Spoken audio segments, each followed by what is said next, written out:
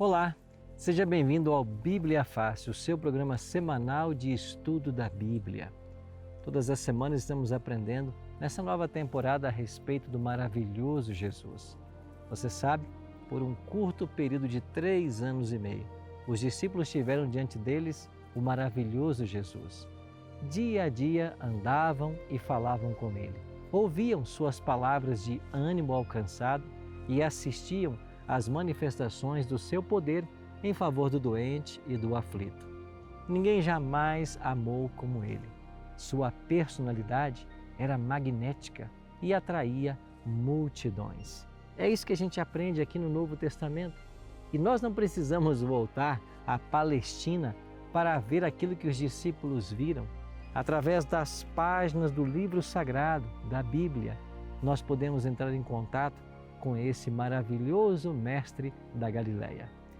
2000 anos se passaram desde que seus pés tocaram esse planeta, mas sua presença hoje continua tão real como foi para os discípulos naqueles dias. Deixe-se apaixonar como eles por esse maravilhoso Jesus.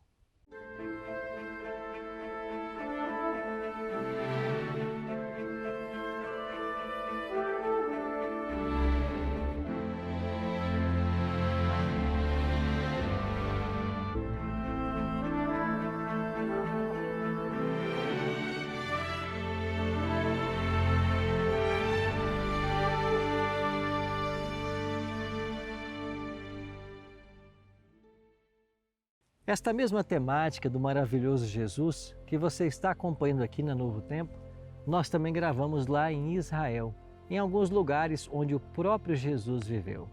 E nós preparamos um lindo estudo para você fazer agora, inteiramente grátis. Basta você acessar o nosso site na internet, biblia.com.br, e fazer o estudo online.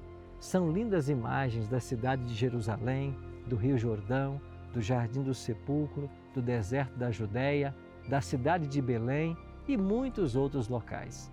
Eu queria mostrar para você agora um pequeno vislumbre desse material. Confere aí.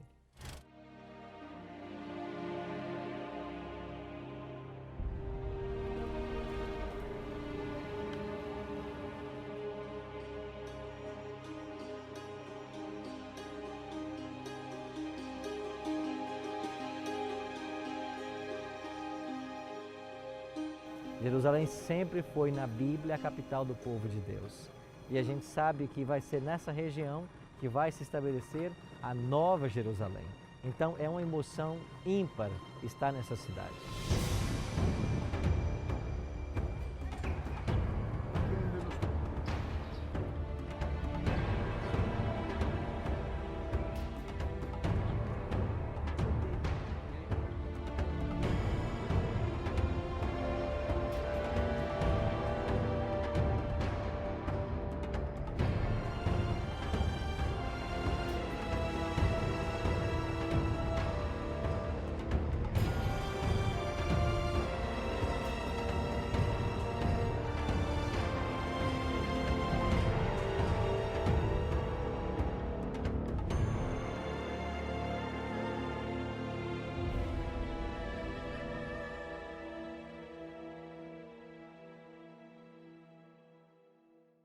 E aí, gostou?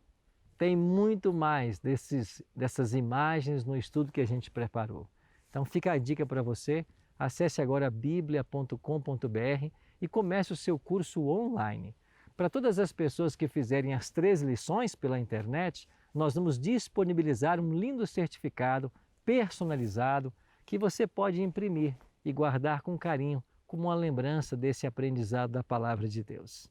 Então não perca tempo. Acesse agora mesmo o nosso site e conheça mais desse material.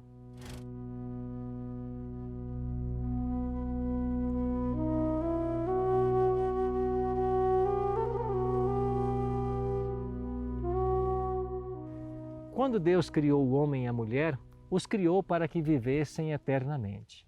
A morte veio somente como resultado da desobediência dos nossos primeiros pais. Você já pensou por que Adão e Eva se esconderam de Deus? Eu queria ler para você essa história aqui em Gênesis, o primeiro livro da Bíblia, no capítulo 3 e nos versos 8 a 10. Quando ouviram a voz do Senhor Deus, que andava no jardim pela viração do dia, esconderam-se da presença do Senhor Deus, o homem e sua mulher, por entre as árvores do jardim. E chamou o Senhor Deus ao homem e lhe perguntou: Onde estás? Ele respondeu: Ouvi a tua voz no jardim, e porque estava nu, tive medo e me escondi.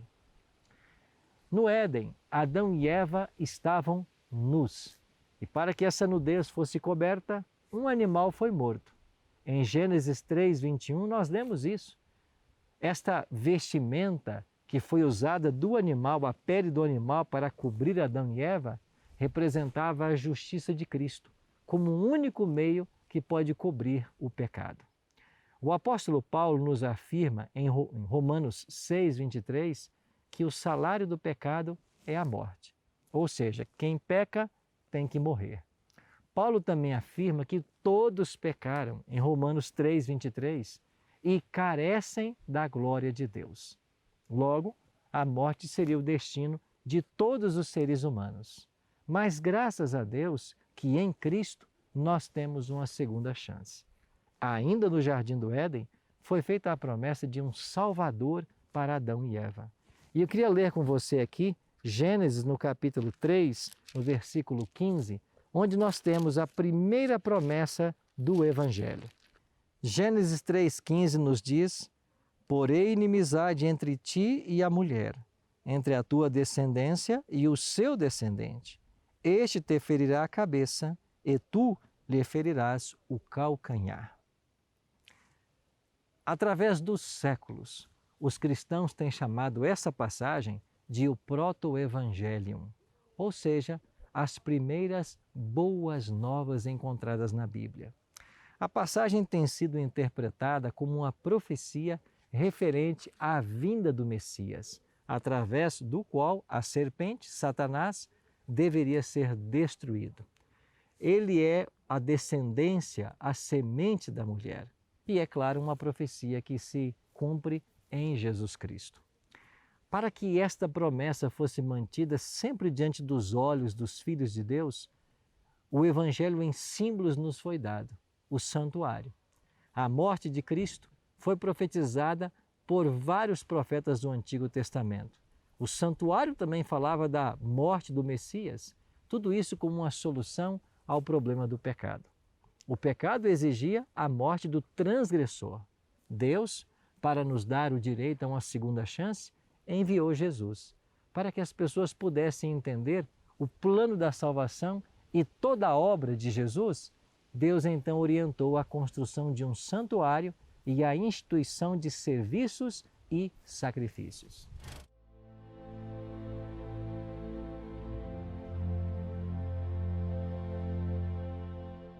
O Templo de Salomão foi construído para substituir a tenda ou tabernáculo móvel construído por Moisés, quando o povo de Deus deixou o Egito. Nesse templo, passou a ter lugar as cerimônias e sacrifícios que apontavam para a vinda do Messias.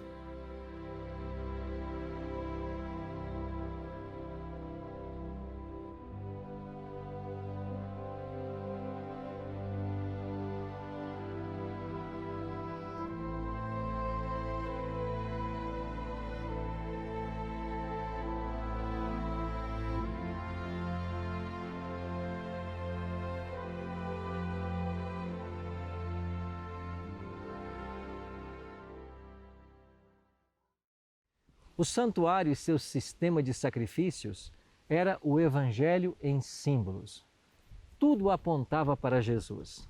Entrando no santuário, no primeiro compartimento, ou lugar santo, você podia ver 3 móveis.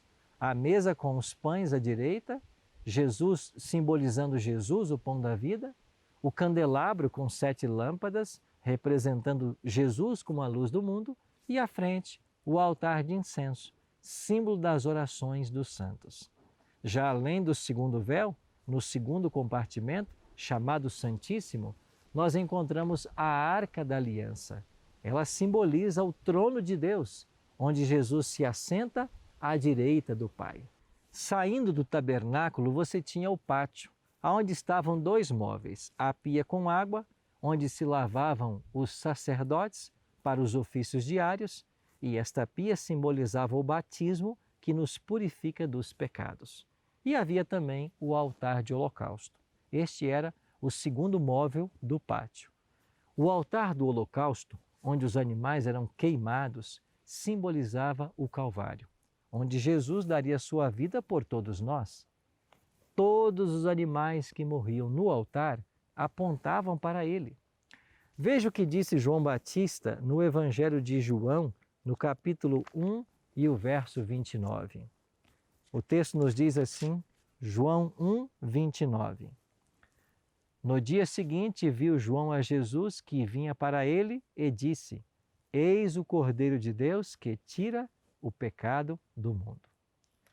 Paulo ensinou a mesma verdade aqui na sua carta aos Efésios. E no capítulo 5, verso 22, o apóstolo Paulo diz assim, E andai em amor, como também Cristo nos amou e se entregou a si mesmo por nós, como oferta e sacrifício a Deus em aroma suave.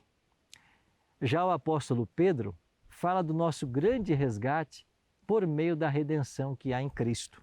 E aqui em 1 Pedro, no capítulo 1, nos versos 18 e 19, nós lemos, Sabendo que não foi mediante coisas corruptíveis, como a prata ou o ouro, que fostes resgatados do vosso fútil procedimento, que vossos pais vos legaram, mas pelo precioso sangue, como de cordeiro, sem mácula e sem defeito, o sangue de Cristo. A ideia de resgate era muito comum na antiguidade. A palavra indicava um objeto de valor com o qual se reclamava algo da casa de penhores. Ela também se refere ao pagamento feito por nossa liberdade ou pela liberdade de um escravo. Daí o comentário de Paulo, por preço fostes comprados. Jesus veio para cancelar a culpa do pecado e purificar o pecador. Então os animais que morriam no santuário apontavam para a sua morte e o altar de holocausto apontava para o Calvário. Havia uma outra festa celebrada em Israel que também apontava para a morte de Cristo. Na realidade, o povo de Israel celebrava ao longo do ano 7 festas. 4 delas aconteciam na primavera e as últimas 3 no outono. Assim você tinha, inaugurando o ano religioso de Israel, a festa da Páscoa. Em seguida vinha a festa das primícias, ou melhor, a festa dos pães asmos, e depois a das primícias. E cerca de 50 dias depois, a festa do Pentecostes. Essas eram as festas da primavera. Quando chegava a estação do outono, você tinha mais 3 festas. A primeira era a festa das trombetas, quando trombetas eram tocadas, anunciando a chegada do dia da expiação. 10 dias depois, vinha então a festa do dia da expiação. Esta festa do dia da expiação celebrava o juízo em Israel, quando entrava em cena a mais alta autoridade religiosa, o sumo sacerdote. E apenas nesse dia, no 10º dia do 7º mês, ele entrava no segundo compartimento do santuário, o Santíssimo, para fazer expiação pelo povo. Terminada a expiação, ele saía do santuário e abençoava todo o povo. Começava em seguida uma festa que durava 7 dias. Esta era a 7ª e última festa do ano, a festa dos tabernáculos. Todas essas festas apontavam para o passado e apontavam para o futuro. Para o passado, elas falavam das ações de Deus na vida nacional de Israel, mas para o futuro, elas apontavam para algum aspecto da morte ou do ministério de Cristo no santuário celestial. Quero chamar a sua atenção agora para a festa da Páscoa, a primeira das 7, que era celebrada por ocasião do primeiro mês religioso ou na estação da primavera. Esta festa da Páscoa, ela apontava claramente para a morte de Cristo no Calvário. Então vamos compreender um pouquinho mais a respeito desse assunto.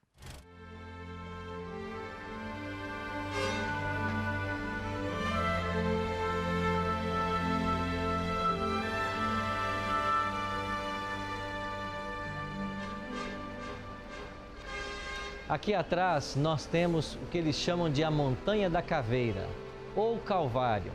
Segundo a tradição, teria sido este o lugar onde Jesus Cristo foi crucificado.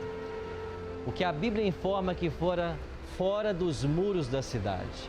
E nesta montanha, os romanos costumavam crucificar os ladrões e criminosos. Jesus não tinha cometido qualquer crime, mas ele assumiu o nosso pecado.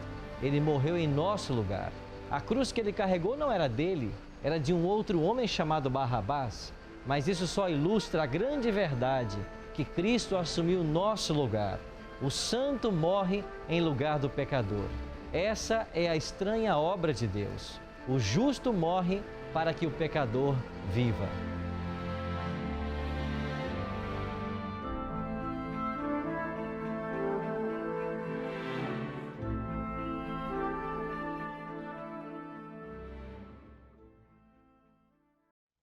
Das 7 festas celebradas pelo povo de Israel ao longo do ano, a primeira delas, a Páscoa, marcava o início do ano religioso em Israel. Assim como todas as outras, ela tinha um aspecto que apontava para o passado, para a ação de Deus na história da nação de Israel e também apontava para o futuro. Ao pensarmos no evento passado, a Páscoa lembrava a libertação do povo de Israel do cativeiro do Egito. Após 4 séculos de escravidão, Deus levantou Moisés, aquele menino que foi salvo das águas. O preparou por 40 anos no deserto, para que então pudesse liderar seu povo do Egito até a terra prometida. Para que Deus tirasse seu povo do Egito, foram necessárias 10 pragas sobre a terra. O coração de Faraó estava endurecido e ele não concordava com a saída dos israelitas. Então Deus manifestou a 10ª praga, que seria a morte dos primogênitos. É nesse contexto da 10ª praga que Deus vai orientar Moisés para que o povo se preparasse para celebrar uma festa, chamada Festa da Páscoa. Aqui em Êxodo capítulo 12, nós temos o momento em que a Páscoa é instituída. E eu queria ler com você alguns versos para que você entendesse bem como a mesma funcionava. No capítulo 12, verso 1, diz assim: Disse o Senhor a Moisés e a Arão na terra do Egito: Este mês vos será o principal dos meses, será o primeiro mês do ano. Verso 3, falai a toda a congregação de Israel, dizendo: Aos 10 deste mês, cada um tomará para si um cordeiro, segundo a casa dos pais, um cordeiro para cada família. Verso 5, o cordeiro será sem defeito, macho de 1 ano, podereis tomar um cordeiro ou um cabrito, e o guardareis até o 14º dia deste mês, e todo o ajuntamento da congregação de Israel o imolará no crepúsculo da tarde. Tomarão do sangue e o porão em ambas as ombreiras e na verga da porta, nas casas em que o comerem. Naquela noite comerão a carne assada no fogo, com pães asmos e ervas amargas. Deus foi muito claro em cada detalhe para que o povo celebrasse a Páscoa. As famílias em Israel deveriam, no 10º dia do primeiro mês, que era o mês de Abibe, separar um cordeiro, macho e de 1 ano. Poderia ser um cordeiro ou poderia ser um cabrito. Cada família devia separar o seu animal. Este animal deveria ser guardado até o 14º dia. E no 14º dia, próximo ao pôr do sol, ao crepúsculo da tarde, o animal deveria ser sacrificado. A carne deveria ser assada e comida então naquela noite com pães asmos e ervas amargas. Além de comer o animal, o povo foi orientado a pegar o sangue do mesmo e passar nos umbrais das portas aonde eles residiam. Por que foi necessário o sangue nas portas? Porque à meia-noite, disse Deus, passaria pela terra do Egito o anjo da morte.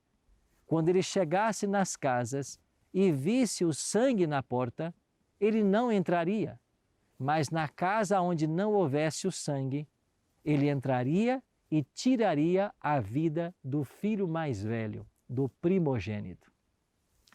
É daqui que surge a palavra hebraica, Páscoa, Pessá, porque a palavra originalmente significa passar por cima. Na língua inglesa, isso foi muito bem traduzido, porque Páscoa, Passover, significa literalmente passar sobre. Ou seja, quando o anjo da morte chegava e via o sangue na porta, ele passava sobre, ele ignorava a casa, ele não tirava a vida do primogênito. Mas em todas as casas onde não havia o sangue, onde não havia fé no Messias vindouro, o anjo da morte entrava e tirava a vida do primogênito. Foi assim que morreu o filho de Faraó. E diante de tamanha tragédia, Faraó se convenceu em deixar ir a Israel. E naquela mesma noite, Moisés liderou os israelitas para fora do Egito, para o início da sua peregrinação em direção à terra prometida. A partir daí, por séculos, a festa da Páscoa foi celebrada e em cada ano ela celebrava a sua libertação do cativeiro do Egito. Nesse aspecto, apontava ao passado, mas a Páscoa também celebrava a vinda do Messias, que como Cordeiro Pascal daria a sua vida para salvar a todos nós. Agora a pergunta que eu faço para você é a seguinte: como Cristo cumpriu as especificações da Páscoa? Como Cristo tornou-se nosso sacrifício, o nosso Cordeiro Pascal? Olhando mais uma vez para os Evangelhos, nós descobrimos que Jesus cumpriu em seu ministério toda esta tipologia do santuário. Quando chegamos na festa da Páscoa, por ocasião do ano 31, Cristo está ali em Jerusalém para cumprir toda a tipologia do santuário. O 10º dia do primeiro mês, no ano 31, caiu especificamente num dia de domingo. E você vai se lembrar daquele domingo que Jesus entrou em Jerusalém montando num jumentinho. A entrada triunfal de Jesus em Jerusalém aconteceu exatamente no 10º dia do primeiro mês. Naquele dia, a cidade de Jerusalém ficou toda alvoroçada. Eles esperavam que esse que havia entrado de jumentinho em Jerusalém fosse o Messias, que tiraria os romanos do poder e colocaria mais uma vez os judeus como cabeça da nação. Quando viram Jesus entrar com um jumentinho, se lembraram do profeta que disse que o Messias viria, humilde, montado em jumentinho. Todo o povo esperava que Jesus fosse coroado, que aceitasse essa posição de rei e que conduzisse a nação judaica sobre os romanos.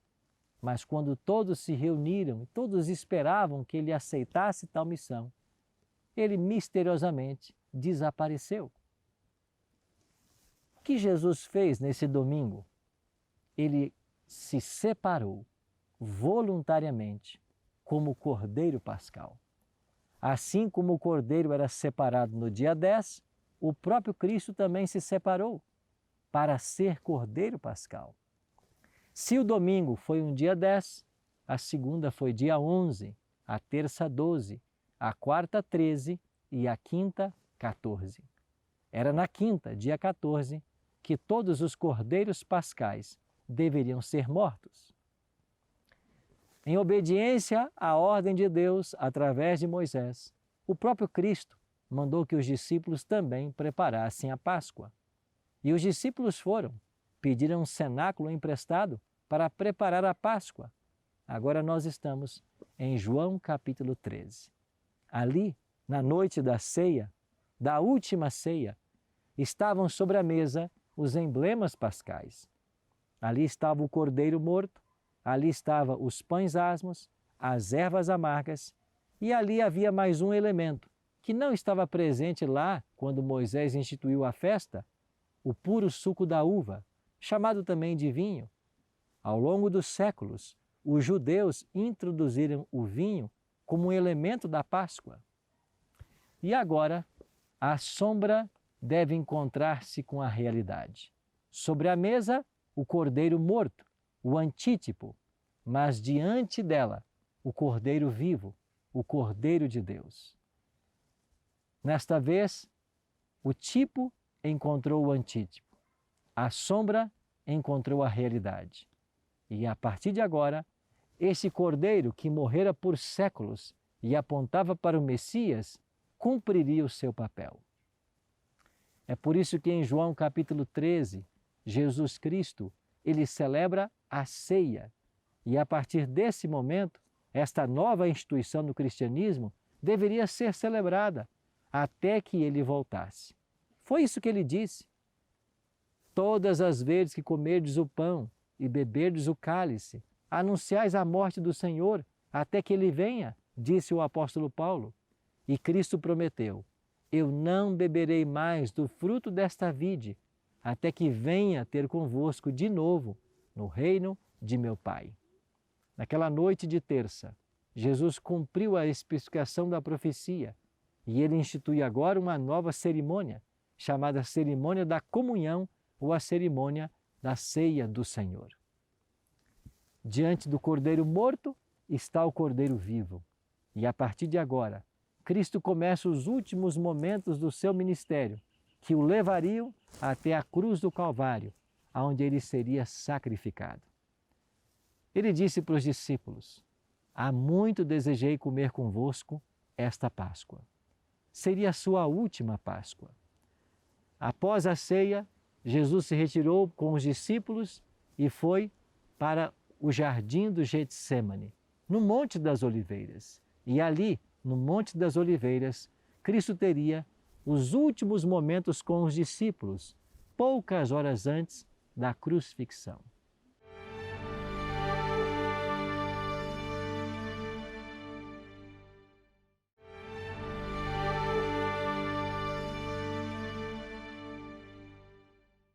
O Evangelho de João, no capítulo 18, verso 1, nos diz: tendo Jesus dito essas palavras, saiu juntamente com seus discípulos para o outro lado do ribeiro de Cedron, onde havia um jardim, e aí entrou com eles. Terminada aquela ceia, Jesus sai com seus discípulos, cruza o vale de Cedron e se dirige ao jardim do Getsêmani. Estamos agora a poucas horas da crucifixão. Para ali, Jesus várias vezes havia levado os discípulos para momentos especiais de comunhão e oração.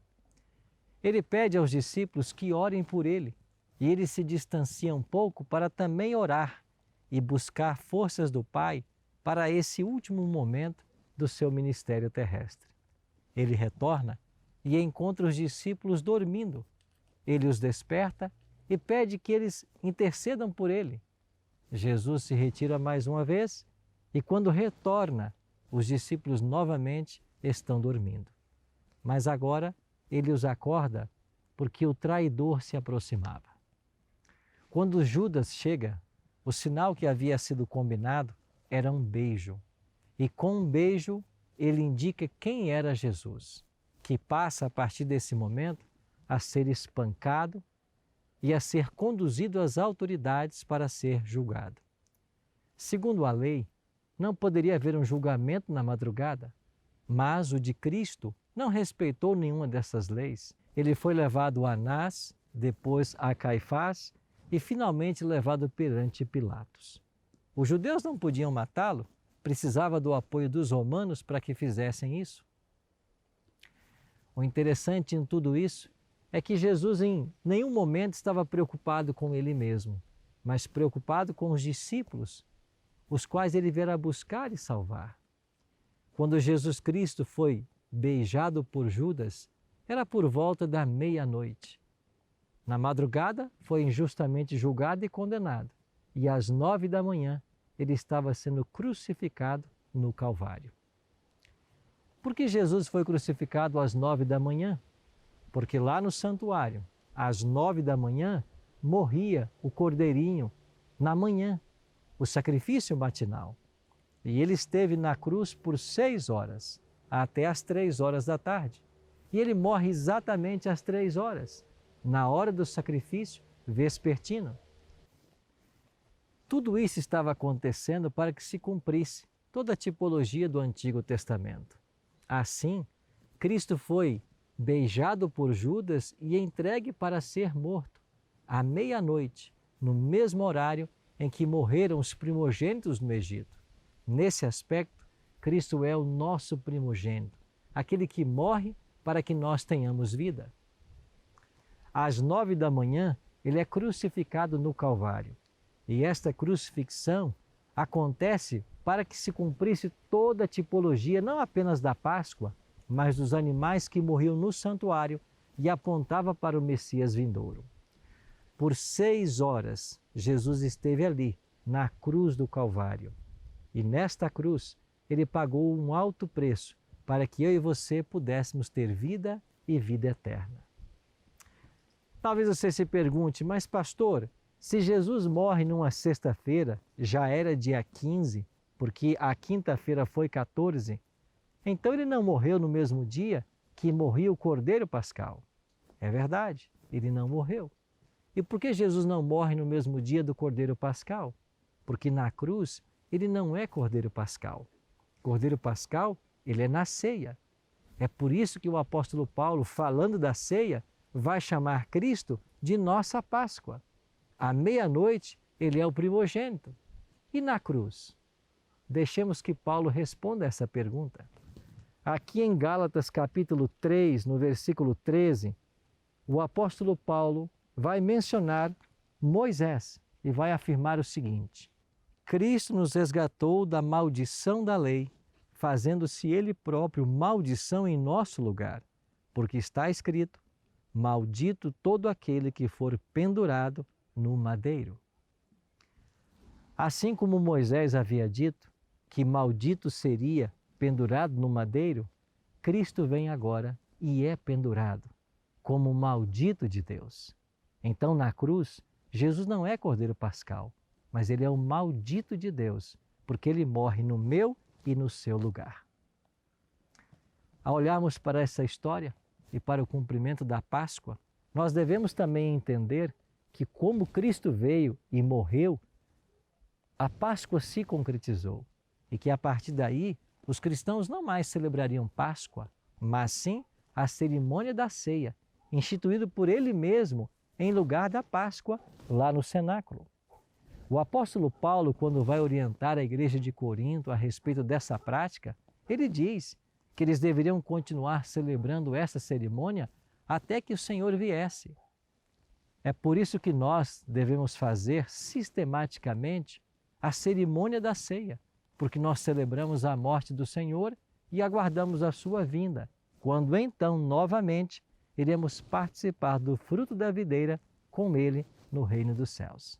Queria convidar você para que nós viajássemos 2000 anos no passado e fôssemos até o Calvário.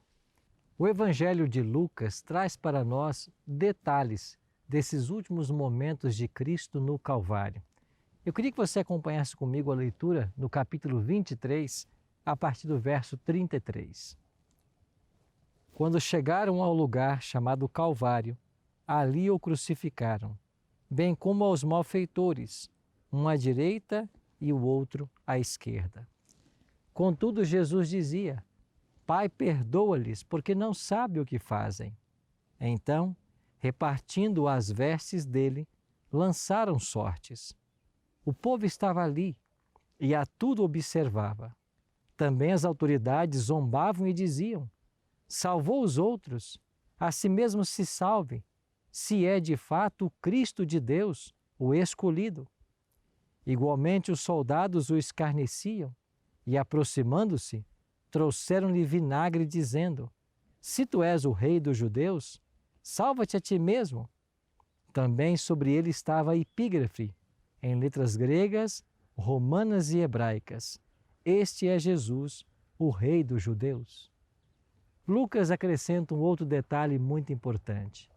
Ele fala de mais duas cruzes que estavam erguidas e do diálogo que Jesus teve com um desses ladrões. Acompanhe comigo o texto agora. O verso 39 diz: Um dos malfeitores crucificados blasfemava contra ele, dizendo: Não és tu o Cristo? Salva-te a ti mesmo e a nós também. Respondendo-lhe, porém, o outro, repreendeu, dizendo: Nem ao menos temes a Deus, estando sob igual sentença? Nós, na verdade, com justiça, porque recebemos o castigo que os nossos atos merecem. Mas este nenhum mal fez. E acrescentou: Jesus, lembra-te de mim quando vieres no teu reino? Jesus lhe respondeu: Em verdade te digo que hoje estarás comigo no paraíso.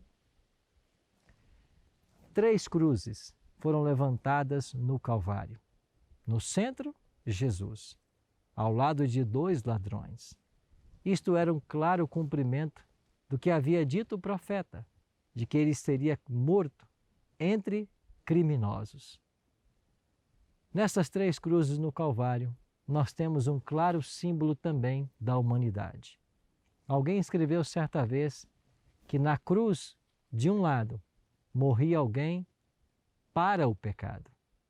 Do outro lado, alguém morria no pecado. E na cruz do centro, alguém morria pelo pecado. Isso mesmo. Jesus morreu por causa do nosso pecado. Aquele chamado pela tradição de mau ladrão morreu no pecado. Não aceitou a Cristo como Salvador. Mas aquele que a tradição chama de bom ladrão morreu para o pecado. Ao fazer essa declaração e ao entender que Jesus era o Messias. Eu fico imaginando a conversão desse ladrão nos últimos momentos da sua vida. Ele observava cada ato, cada gesto de Cristo nessas últimas cenas. E ele percebeu que ao longo de toda a crucifixão, Jesus não estava preocupado com ele mesmo, mas com as pessoas as quais viera salvar. Enquanto caminhavam para o Calvário e uma pesada cruz estava sobre os ombros de Jesus, Jesus parou e olhou para as mulheres que estavam à beira do caminho e disse: Filhas de Jerusalém, não chorem por mim, chorai antes por vós. Jesus sabia que dentro de mais alguns anos, Jerusalém seria sitiada, finalmente destruída, e muitos dos que ali estavam passariam pelas provações da destruição de Jerusalém. Com um olhar profético, Jesus pediu que elas chorassem por elas. Ele não estava preocupado com ele, que carregava a cruz, mas com aquelas que à beira do caminho pranteavam. Quando chegaram ao Calvário e o seu corpo foi deitado sobre a cruz e ele começou a ser crucificado, ele orava: Pai, perdoa-lhes, porque eles não sabem o que fazem. Jesus não estava preocupado com ele, que estava sendo crucificado, mas com os soldados que o crucificavam. Crucificado, erguida a cruz, Jesus olha para baixo e vê João, o discípulo amado, e Maria, sua mãe. Antes de partir, ele se preocupou em deixar um lar para sua mãe e disse para João: João, eis aí tua mãe. Maria, eis aí teu filho. João entendeu a mensagem e após a morte de Cristo, João recolheu Maria para sua casa e cuidou dela até que ela morresse. Jesus não estava preocupado com ele, que morria na cruz, mas com sua mãe e com o discípulo mais jovem, que também precisaria de cuidados. Ali na cruz, enquanto as pessoas passavam, meneavam a cabeça, zombavam e criticavam, Jesus orava por todos, para que a sua graça, que estava sendo alcançada a um preço tão grande, pudesse tocar esses corações, para que mais decisões fossem tomadas. E esse pedido do ladrão, nesse último momento, foi como um bálsamo aos ouvidos de Cristo. Ele viera para salvar a todos do pecado e da morte. E quando ele ouviu o pedido do ladrão, lembra-te de mim quando vieres em teu reino, prontamente Jesus respondeu, tu estarás comigo no paraíso. Ele assegurou a esse ladrão que ele poderia salvá-lo. E o que motivou o coração desse ladrão a fazer tal pedido? Certamente, o amor demonstrado por Cristo. Porque existe uma lei no céu que ensina que só o amor desperta o amor. Quando o ladrão viu o porte de Cristo, o seu semblante, a forma como tratava as pessoas, esse amor foi cativando o seu coração. Ele foi se convencendo da messianidade desse homem, do porte, do jeito que ele amava, do jeito que ele tratava as pessoas. E ele foi atraído a esse amor. E agora recebe de Cristo a certeza da vida eterna. Uma poesia antiga dizia que esse foi o maior ladrão do mundo, porque ele roubou ao longo de toda a vida e nos minutos finais roubou a salvação. A poesia não está certa. O ladrão não roubou a salvação. Ele simplesmente aceitou aquilo que de graça é oferecido. Porque a salvação é assim, é pela graça. Ele aceitou o dom inefável da vida eterna nos momentos finais. Eu e você não sabemos quanto tempo nós temos, mas nós sabemos de uma coisa: a graça é extensiva a todos nós, mas a graça não vai durar para sempre. Aquelas 3 cruzes no Calvário, elas representam hoje a humanidade de uma forma geral. Ao centro, Cristo morre por todos, mas uma cruz representa aqueles que rejeitarão finalmente a Cristo, não aceitarão seu sacrifício e se perderão e um dia passarão pela morte eterna. Mas aquela outra cruz, ela representa todos os sinceros filhos de Deus, que abrem o coração a Jesus, que se entregam a Ele e um dia receberão a vida eterna. Qual cruz representa você?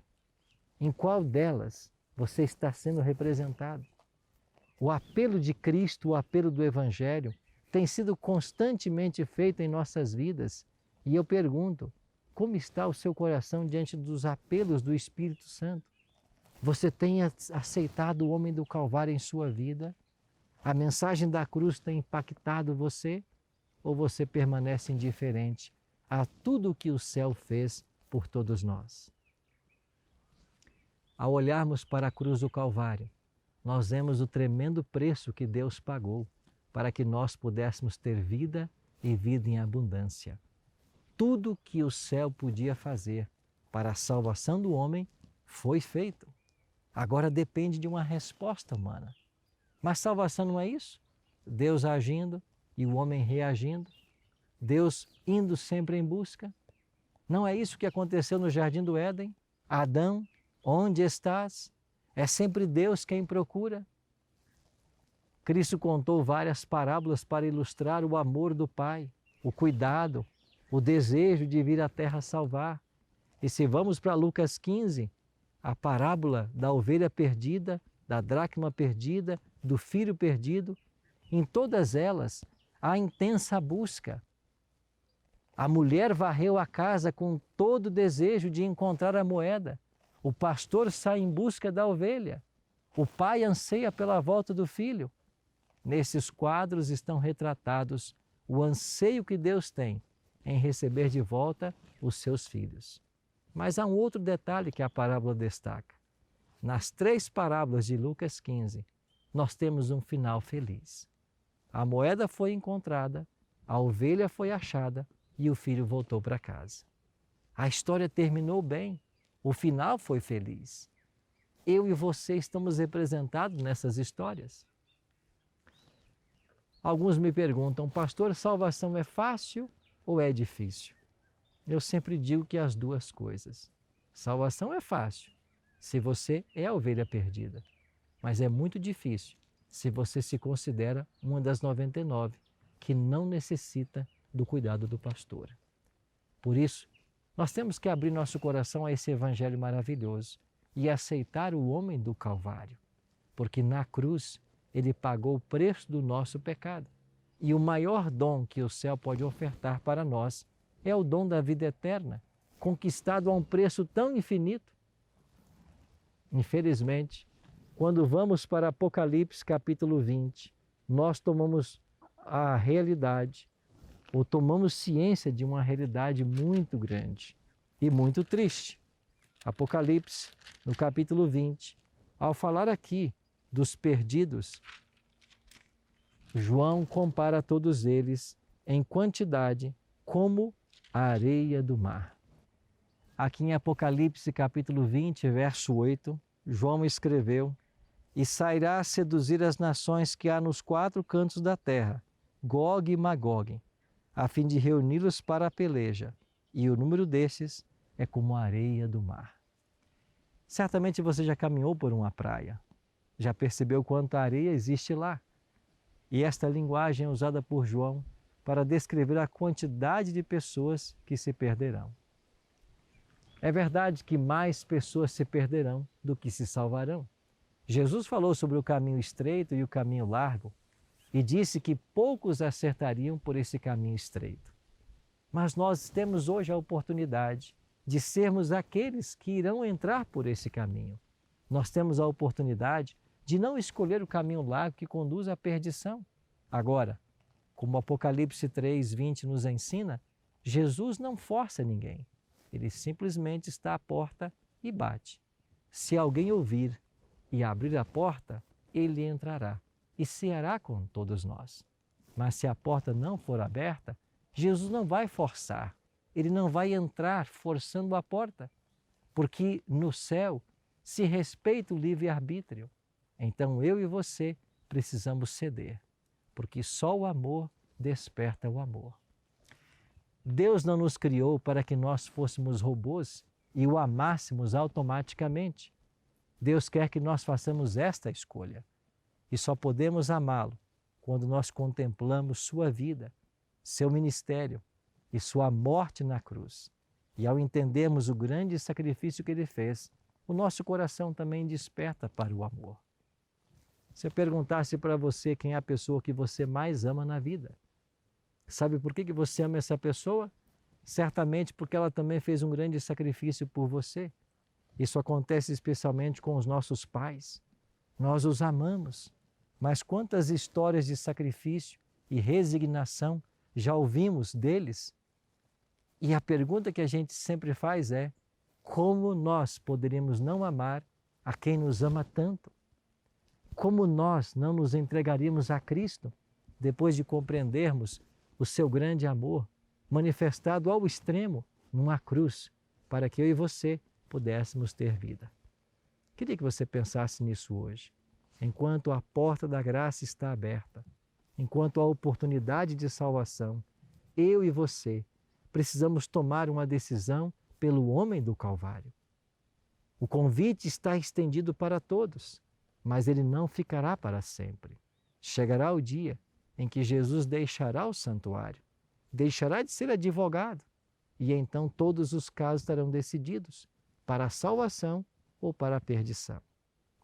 Por isso, amado amigo, amada amiga, não perca a chance de abrir o seu coração hoje, de se entregar a Cristo e permitir que Ele reine soberano na sua vida e nos prepare a todos para a breve volta dEle.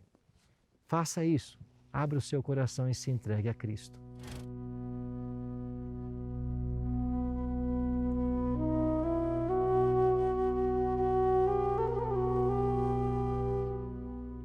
Você teria coragem de morrer por alguém?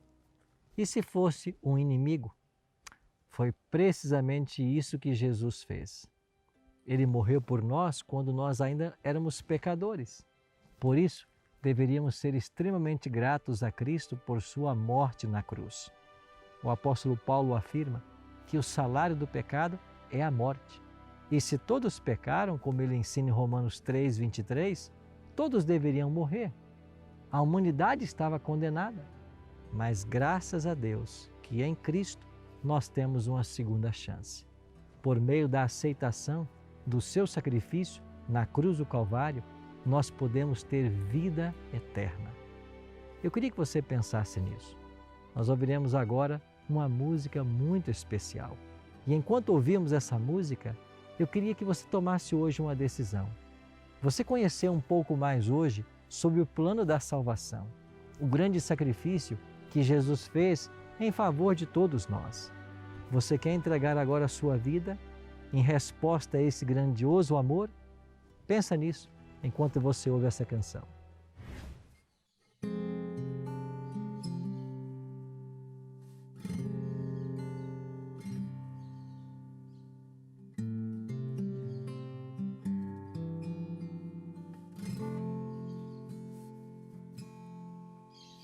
No Monte Moriá, Pai e Filho lá estão, no altar um sacrifício ali farão. Grande prova Deus mandou, um pedido arrasador, cortava o coração de Abraão. Mas naquele dia a Bíblia conta, o filho escapou e o cordeiro morreu em meu lugar. Sem sangue, sem entrega, não há perdão. E o filho então se rende, sem nada questionar. Foi graça, foi amor, foi a libertação. Ele se entregou, morreu em meu lugar.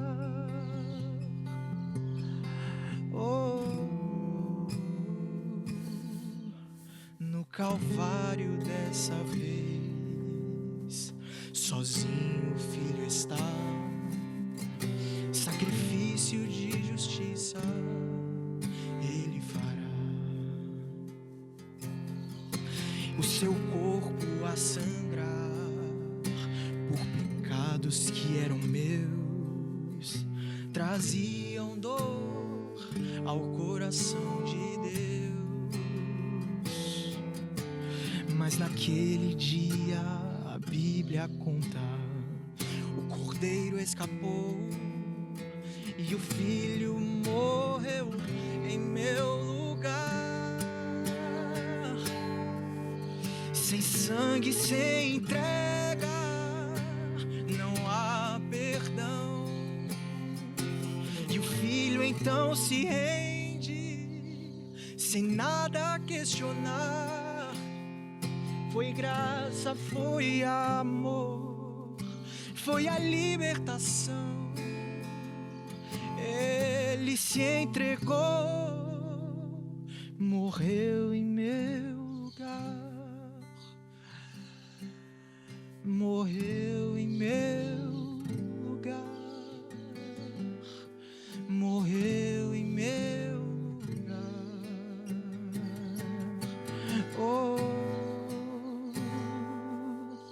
Sem sangue, sem entrega, não há perdão. E o filho então se rende, sem nada questionar. Foi graça, foi amor, foi a libertação. Ele se entregou, morreu em meu lugar, morreu em meu lugar.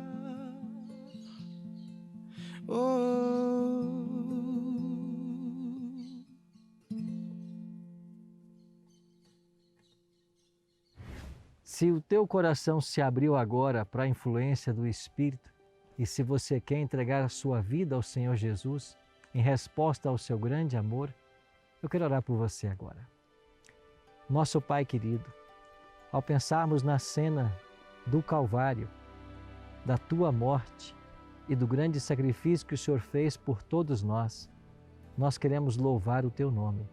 E em resposta a esse amor, nós queremos também Te amar.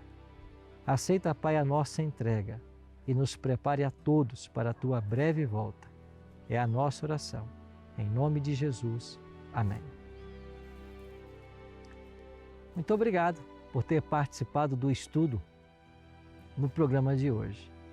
Esta série vai avançar semana que vem e nós sairemos do Calvário e iremos para o sepulcro. Algumas horas depois da morte de Cristo, o seu corpo foi colocado numa sepultura nova de um homem chamado José de Arimateia. Isso foi para um cumprimento profético de que ele morreria entre criminosos, mas seria sepultado com os ricos. Conheceremos mais detalhes dessa história no próximo programa. E eu espero você.